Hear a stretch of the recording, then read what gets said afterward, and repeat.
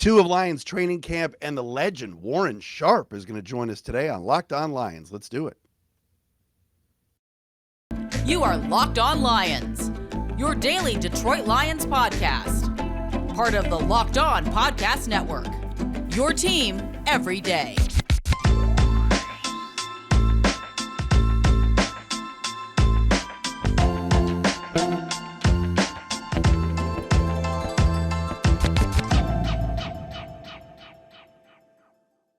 What's happening, everybody? Locked On Lions, Locked On Podcast Network. Matt Dery with you. Thank you for joining us and making us your first listen each and every day. It's a Thursday, July 28th into Friday, July 29th. The voice is a little bit better than it was yesterday as I battle this cold and cough. But we appreciate you listening and watching. If you're following us on YouTube and watching on YouTube, yes, the Locked On Lions YouTube page has been here for about a month now. Check us out video-wise. Of course, follow us on Twitter at Dery Speaks, D-E-R-Y Speaks, at Locked On Lions on Twitter, and if you're on Facebook, the Matt Dery Facebook fan page, where we post the podcast each and every day. Coming up, day 2 of Lions training camp. Not a ton of highlights today. Got a few things we want to mention, but big guest today is Warren Sharp. If anybody is into analytics and future bets and the numbers and digging deep into DVOA and all those things, go to sharpfootballanalysis.com. That's where Warren Sharp, a long time sort of NFL numbers guy and guru, is. And he's got this new, his book out that you can download, his season preview. We're going to talk to Warren about the Lions coming up momentarily here on the show. So we're excited about that, certainly. All right, couple of notes today from day 2 of training camp. Again, the team is not in pads yet, but they were out there for day 2 in Allen Park today. Number one, I talked to a couple people today that told me the best player on the field today was James Houston, the 6th-round pick from Jackson State. Flying around, they put him on the edge a little bit, put him on the inside a little bit at linebacker, and made some plays. And that's good to hear. 6th-round pick that you want to take a little flyer on, an athlete. I'm not sure they know where they're going to put him yet, but with Romeo Okwara out, with Josh Paschal out, maybe James Houston could be an edge rusher, Sam linebacker that can help this team. But heard good things about James Houston today, and that's a good sign, certainly for the Lions. Again, it's day 2 of camp. They're not in pads yet, but just got to give him some love. First major injury of practice today occurred with running back Greg Bell, undrafted rookie free agent. It was a non-contact injury where he kind of just planted and then fell to the ground, helped off the field, and I'm sure we'll get more on that later on in the week. But Jamar Jefferson has been a little bit iffy.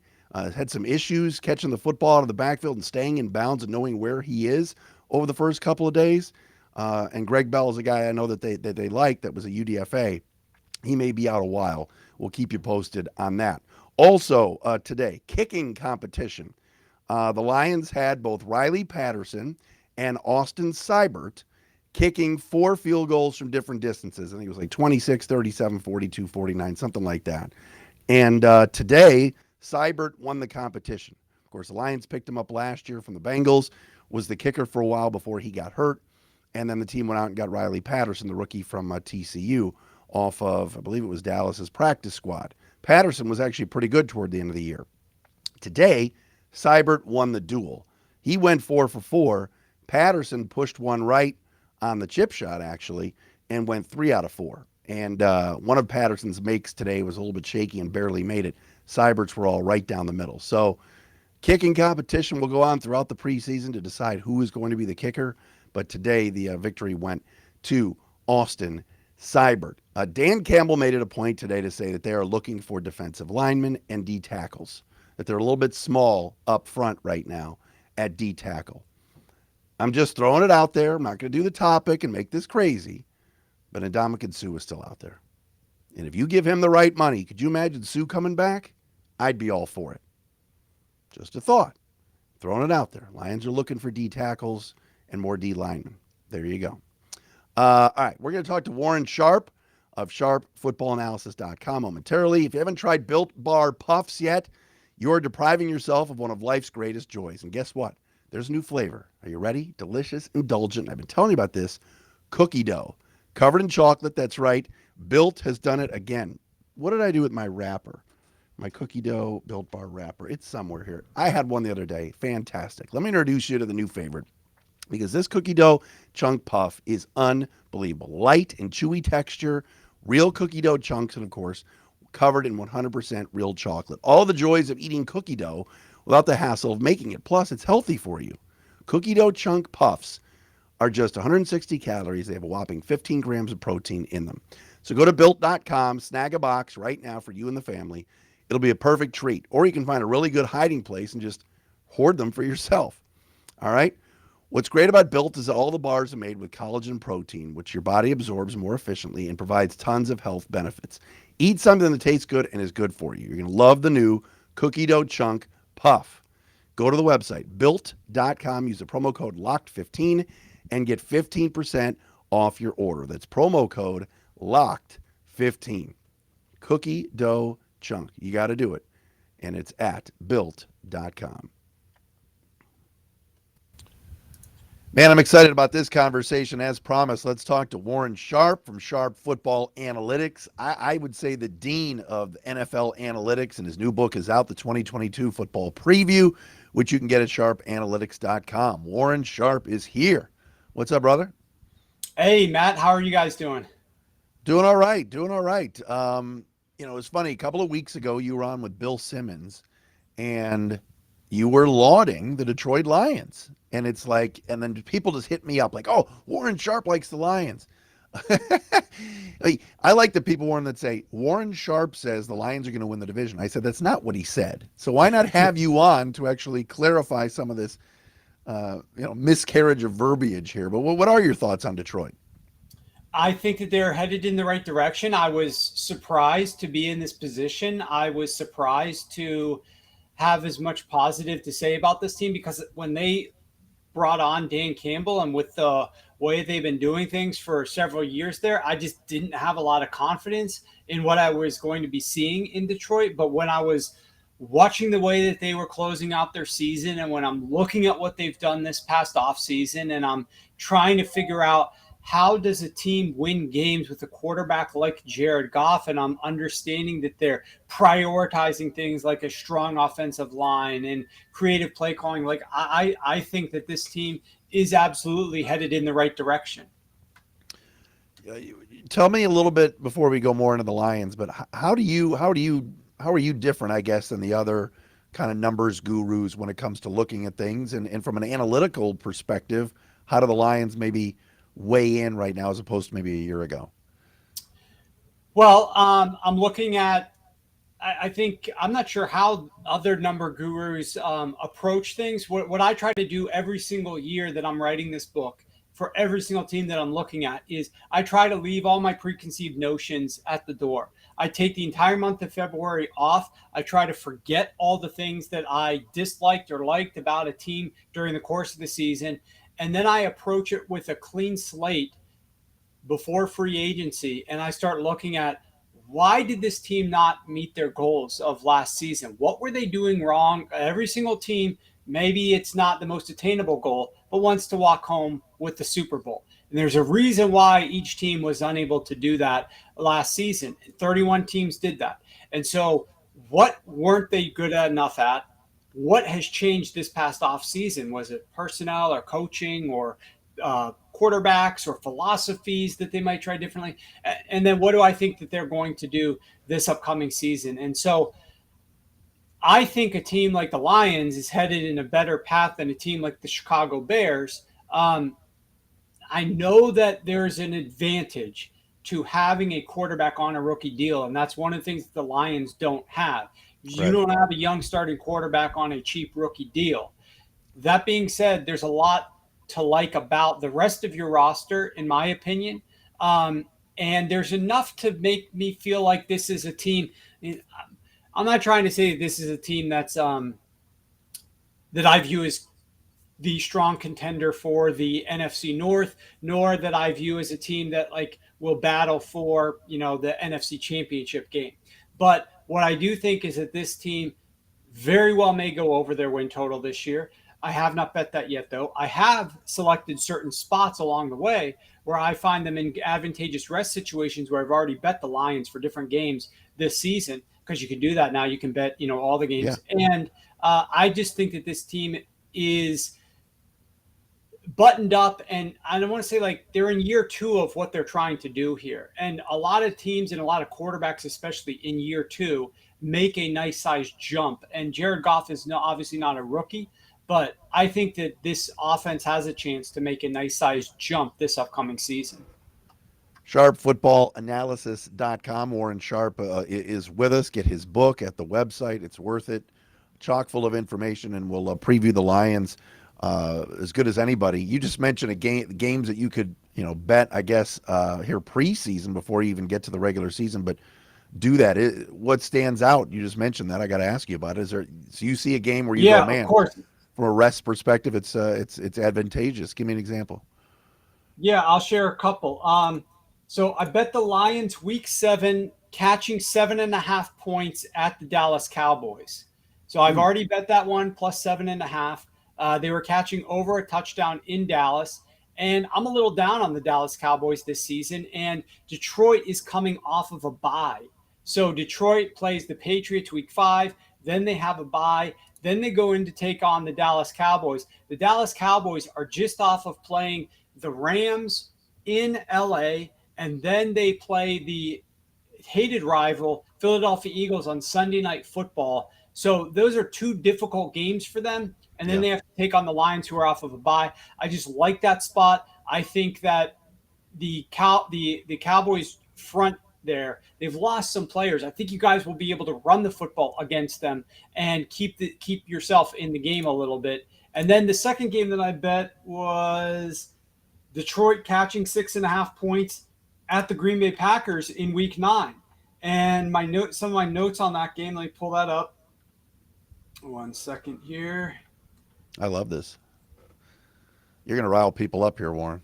Okay, so Aaron Rodgers is 0-5 ATS and 2-3 straight up versus the Lions in Detroit the last 5 years. You guys led both games last year at halftime, and we know what happened in that first game. All of a sudden it started raining, and Jared Goff with his hand size, like the ball wasn't working for him in the second half of that game, and the Packers reel off a bunch of points. And of course you lose that game and don't even cover it. It's also the Packers' 3rd straight road game in 3 weeks after playing Buffalo in Buffalo the prior week, with Buffalo coming off of a bye. So that's just another good spot for you guys, in my opinion. It's your 2nd consecutive home game. It's a game before you head out to the road against the Chicago Bears.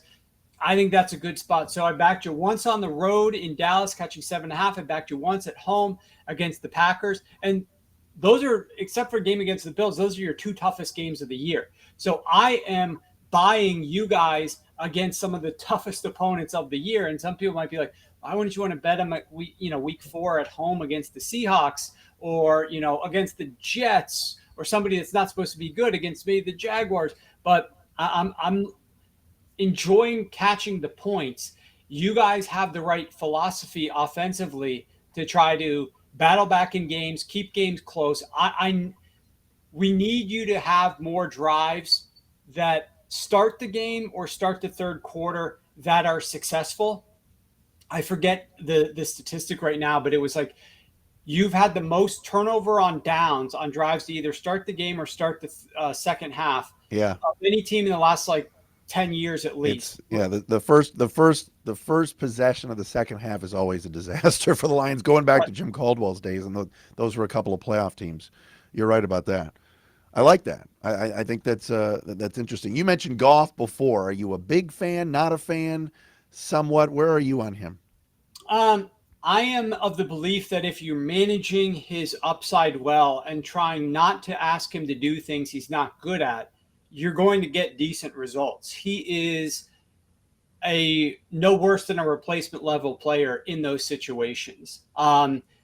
So I think that I was actually surprised. That was one of the things I was surprised with, because Goff came from the Rams working with Sean McVay, who is a genius at trying to figure out what to do with his quarterback and how to move him around and that type of thing, and how to call plays to their strength and try to minimize and hide their weaknesses. And I just he's coming to Dan Campbell's offense here. I just don't know that we're going to see the same savviness of that play caller and of this offensive staff. But I was definitely surprised. This was a much more efficient passing attack when Dan Campbell took over play calling. And like early, they were using more early down play action.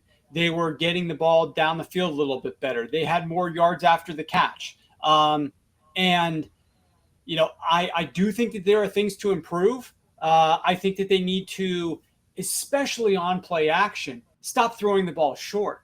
Like one of the things I write about in the book is how they are throwing so many passes on play action at or behind the line of scrimmage. And the whole reason that you're trying to utilize play action is to fool the linebackers and the rest of the secondary who's got eyes on the quarterback to bite, either to hesitate or to actually move forward a little bit. And then you're throwing the ball over those linebackers' heads or somewhere down in the middle of the field where those receivers now have an edge over the defender. If you're using play action to suck the defense up and then you're allowing them to just keep running forward because you threw the ball behind the line of scrimmage, that really does not take advantage of what play action is designed to do. So I think that there are improvements, and they definitely utilize a lot of play action, so they could improve in that regard. I want to ask Warren about this defense. We dove into the offense a little bit in Jared Goff. Let's talk defense coming up next. Warren Sharp is with me, Sharp Football on Twitter, at Sharp Football, sharpfootballanalysis.com.